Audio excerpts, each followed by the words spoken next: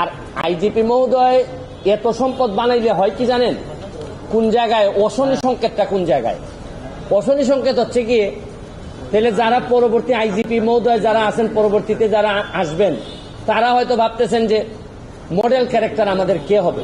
যারা অসৎ হবেন তারা তো বেনজির সাহেবকে ধরে নেবেন যে উনি হচ্ছেন কি আমাদের আদর্শ। তাই উনি যদি আদর্শ পরেররা ধরে নেয়, তাহলে এরাও 800, 900, 1000 করে বিঘা কিনা লাগবে। তারপর আসতেছেন নিচের যারা আসতেছে, যারা অসৎ, এর মধ্যে অনেক সৎ অফিসার আছেন, তারা কিন্তু অনেক বেশি ফ্রাস্ট্রেটেড হবে যে আমরা সততা করে কিছুই তো করতে পারলাম না, মেয়েরে পড়াইতে পারি না।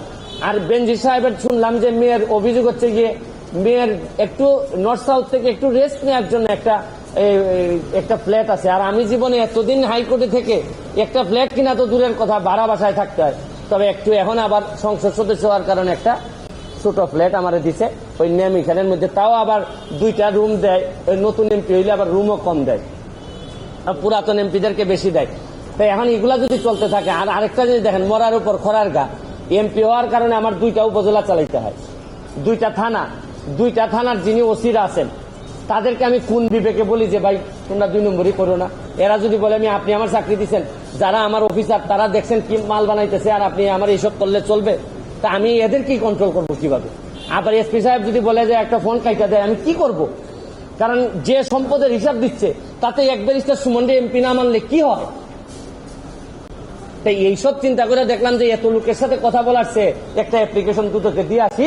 আর দুদক যদি মনে করে না এত বড় জিনিসের বিরুদ্ধে যাওয়া যাবে না, তাহলে তো আমার মহামান্য সুপ্রিম কোর্ট তো আছেই, এইসব জায়গায় নক করব।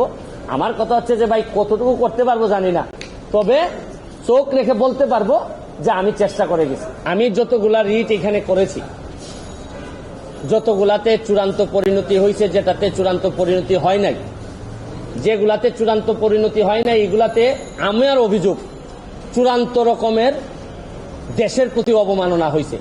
কারণ আমি তো এককভাবে দেশের মালিক না যে অবমাননা হইলে সব দায়িত্ব আমার। আমি আমার জীবন যৌবন সবকিছু এক রিস্কে রেখে আমি এগুলা সারা বাংলাদেশের মানুষের সামনে নিয়ে আসছি।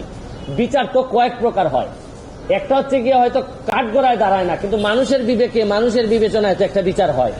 তা আপাতত না হয় এগুলা চলতে থাকুক, কেউ না কেউ এইসব জিনিস, এই শুনেন পতাকাটা তো কেউ না কেউ টেনে নিয়ে যায়, হয়তো পতাকার দাম কতটুকু থাকবে আমি জানি না, কিন্তু তাও তো ধরেন একটা মামলা, আপনি জানেন যে কিসের মামলাটা আমি সুরাহা করতে পারছি, হচ্ছে গিয়ে আপনার শেরাটনের মামলা, সালাম মুর্শিদির মামলা, তারপরে সালামের মামলা পারি না, এটা সুপ্রিম কোর্টে গিয়ে এটা আবার করে দিচ্ছেন।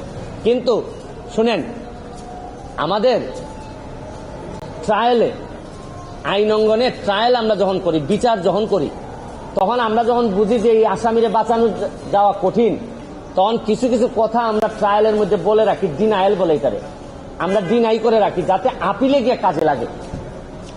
তা আমি যেগুলা করে যাচ্ছি এগুলা ডিনায়াল দিয়ে যাচ্ছি, হয়তো আমি এদেরকে ধরতে পারি নাই, ডিনায়াল দিয়ে যাচ্ছি। আমার একটা বিশ্বাস, আপিল মানে হচ্ছে কি নেক্সট জেনারেশন, কোনো না কোনো একদিন আসবে। আমি যদি 1 লাখ ভোটের ব্যবধানে এমপি হইতে পারি, যেটা আমি জীবনও চিন্তা করি নাই যে আমি এমপি হব, কারণ আমার নমিনেশন আমি জীবনে জানি যে আমি হয়তো পাবো না, কারণ এত লোক আমার বিরুদ্ধে, নিশ্চয়ই শেখ হাসিনা হয়তো এত লোকের বিরুদ্ধে রেখে হয়তো আমাকে দিবেন না, কিন্তু তাও তো প্রকৃতির খেলা দেখছেন যে 1 লাখ ভোটে আমি বিমান ভূপাতিত করে এমপি হয়েছি। এই যে ওনারা ইনকোয়ারি করবে, ইনকোয়ারি করে আমাদেরকে জানাবে যে ওনারা কি পাইছে না পাইছে। নেক্সট হচ্ছে গিয়ে যে জায়গায় দাঁড়ায় আছি এই জায়গায় আবার দাঁড়াবো। এক ধরনের না তো পুরা, আরে পুরা আত্মসমর্পণেরই পরেই কথা চলতেছে। তারপরে তো শ্বাস যতদিন ফেলতেছি কথা বলতে হবে না। আচ্ছা ধরেন আমি বন্ধ করে দিলাম, হ্যাঁ আমরা ধরেন বন্ধ করে দিলাম, দুর্নীতির বিরুদ্ধে আর কথাই বলবো না, যে কোনো কাজ